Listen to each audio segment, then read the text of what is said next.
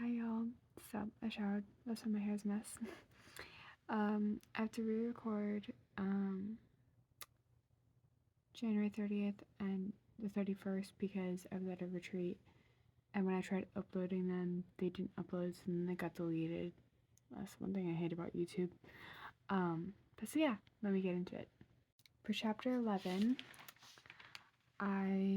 there's one verse that stuck out to me, and it was verse 12, which says, "And Jedediah made a covenant between the Lord, the king, and the people, that there would be the Lord's people, and another covenant between the king and the people."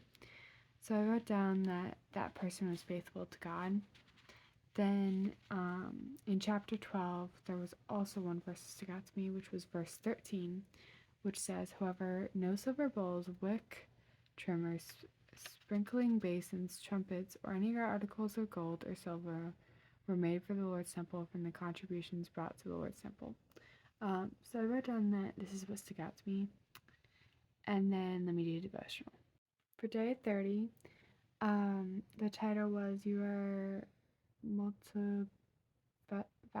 I think that's how it's said. I don't know, it's a weird font. The key verse is John 3:34, and what stuck out to me about that verse is that God gives us His Son and Spirit freely. In the lesson, it talked about how I raised you up for this very purpose, that I might display you, my power in you, and that my name might be proclaimed in all the earth. I wrote down that God wants us to display Him, and then another part in the lesson talks about how you're a masterpiece and an essential component in God's master plan. So we all have a purpose in God's plan. And God gave us each gifts, and He gave them to us freely. And the last thing the lesson talks about is walking with God is a never-ending adventure. So what stuck out to me is that it constantly tests our faith. Then there's day 31, and the title is Prevailing Purpose. The key verse is Proverbs 19:21. And what stuck out to me about the verse is that God will always win.